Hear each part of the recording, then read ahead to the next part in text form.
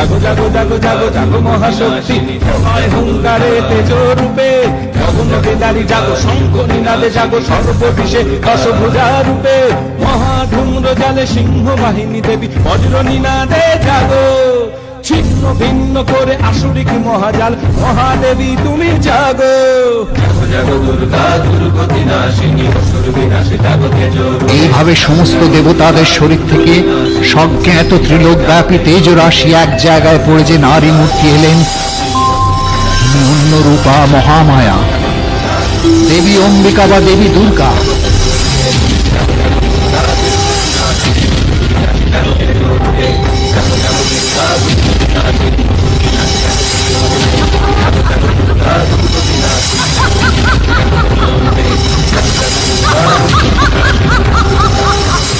দেবতাগণ দেখুন তো, আপনারা আমারই স্তব করছিলেন কি?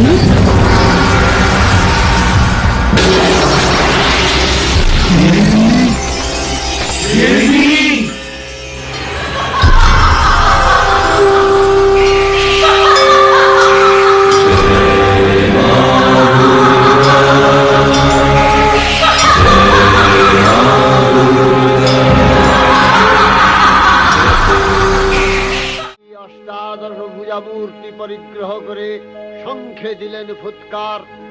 দেবীর রণ আহ্বান শব্দ অনুসরণ করে সসৈন্যে ধাবমান হল মহাবলশালী মহিষাসুর।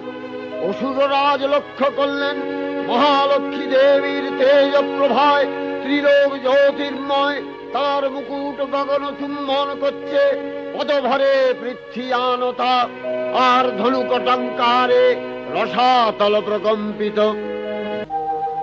দেবীর সঙ্গে মহিষাসুরের প্রবল সংগ্রাম আরম্ভ হল। দেবীর অস্ত্র প্রহারে দৈত্য সেনা ছিন্ন ভিন্ন হতে লাগল। মহিষাসুর ক্ষণে রূপ পরিবর্তন করে নানা কৌশল বিস্তার করলে, মহিষ থেকে হস্তি রূপ ধারণ করলে, আবার সিংহরূপী দৈত্যের রণন্মত্ততা দেবী প্রশমিত করলেন। পুনরায় নয়ন বিমোহন পুরুষ বেশে আত্মপ্রকাশ করলে ওই ইন্দ্রজালী। দেবীর রূঢ় প্রত্যাখ্যান পেয়ে আবার মহিষ মূর্তি গ্রহণ করলে। রণবাদ্য দিকে দিগন্তরে নিনাদিত, চতুরঙ্গ নিয়ে অসুরেশ্বর দেবীকে পরাজিত করবার মানসে উল্লসিত। দেবীর বাহন সিংহরাজ দাবাগ্নির মতো সমস্ত রণক্ষেত্রে শত্রু নিধারে দুর্দিবার হয়ে উঠল। নানা প্রহরণধারিণী দেবী দুর্গা মধুপান করতে করতে মহিষাসুরকে সদম্ভে বললেন, কার্য কার্য স্খলন মূঢ় মধুয়াবৎ পিবাম্যহম মায়াক্তৈ হতেত্রৈব গর্জিষ্যন্ত্যাশু দেবতা। দেবতাগণ সানন্দে দেখলেন দুর্গা মহিষাসুরকে শুলে বিদ্ধ করেছেন, আর খড়গ নিপাতে দৈত্যের মস্তক ভুলুণ্ঠিত।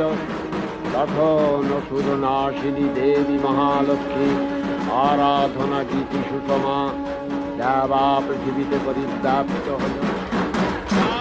দুর্গা